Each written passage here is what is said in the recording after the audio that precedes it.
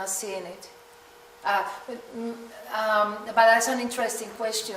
So the people who come to Colombia are actually luckily joining the peace community, not joining the paramilitaries. So far as I know, it's a local effort. Of course, with the guerrillas, we do hear that Uribe says that Chavez and Correa support the guerrillas, but nobody has said that the guerrillas themselves are Venezuelan or Ecuadorian. What they are saying is that there is money that's channeled to them. The same way that the army is 100% Colombian, but with money of the U.S. Exactly. Nobody's saying that the Colombian army is American, because it's not. It's all a local effort, but with the money from all places. They have patrons. At what rate is the peace community growing? Where, I mean, like, what percent every year is it growing and growing? No, I don't. I will not say that it's growing. No, it's not. No. I will say. Just that a certain amount of people. Yeah. I'm going to say that they started. They were about 800 when they started. Then about 200 people were killed, right? And they are now 1,500. So will they grow at a high rate?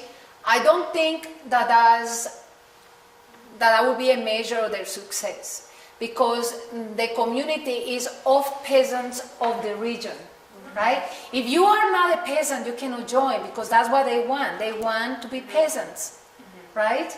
So what the hope is that more towns around will join. And I talked to one of the leaders a week ago, and he told me the good news that a new hamlet is joining them. So they surprisingly, I would say, they have not diminished in numbers. They actually have grown in numbers, but I'm not going to say that it's like huge amount of numbers. No, but what has grown is the amount of people who say are allies of the peace community. Yeah, allies or humanitarian zones. Humanitarian zones are zones that are sympathetic to a peace community, but not fully of the peace community, because some of their members are not in agreement. Yeah. They're not of the. Every single person who joins the community joins and signs. It's a full agreement. You cannot join because your mommy joined or because your neighbor did. You have to actually sign in full consciousness. So a lot of peasants I hear talk to them and say, hey, I hear that you're doing organic growth. That they are growing cacao and they are growing bananas. So they want to join because they are also doing organic. But the peasants or the peace community say, well, we love that you're doing organic, but you need to follow these principles. Are you willing? And if they are not willing, they cannot join. Willing like not to bear weapons, any bear arms. Here's another thing that I didn't mention. The community determined that nobody was allowed to drink. That's a tough sell. It's like, you mean no guns and no drink? It's like, how do you enjoy yourself around here? They dance without drinking. They're very proud to tell you that they have great parties and there is no drinking. They don't allow, that was their decision. They voted on not drinking because they saw a connection between drinking and violence. Well, in Peru, there is a pretty close connection between cocaine and violence. And I know that people have been sent down there to try to investigate that. Is that also the case in terms of their crop and what they use? They don't grow coca. They have an agreement not to grow coca. One of them was telling me with great sadness that some of his friends were growing coca. He was saying that with great sadness because they do not do illicit grow. They don't, which means that they have to. They eat what they grow, right? They don't have much of an income coming, but they don't grow coca. Absolutely not. The NASA do grow coca. Now, the Nas are indigenous. It is a right for them to grow coca because they have been using coca for hundreds of years for ceremonial and religious purposes.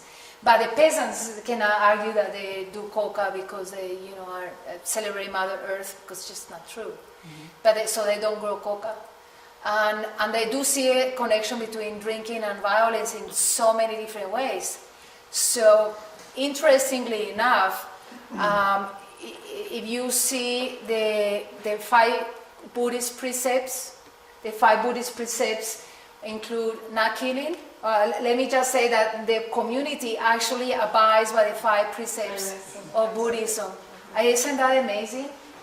The first precept is not killing, but let me put it like Thich Nhat Hanh does. It's not only not killing; it's supporting life. Thich Nhat Hanh says it in the positive. So I commit to supporting life. Well, the community commits to that. Not stealing. They commit to not accepting any money that doesn't come from a good place, like the lawyers' money. So no stealing resources from anybody. Not lying, right? Wrongful speech, not lying, telling the truth. Telling the truth means having the guts to say, you killed my daughter. It's not only it's the guts to actually acknowledge the aggression as well as to acknowledge the good, right? Then, which one am I? Not killing, not stealing, not lying. No intoxication. Absolutely no intoxication in the place, and also meaning a critique of the media, which is a form of intoxication as well. They are very critical of the media and very mindful of actually substances that are intoxicating. And the final one is no sexual misconduct.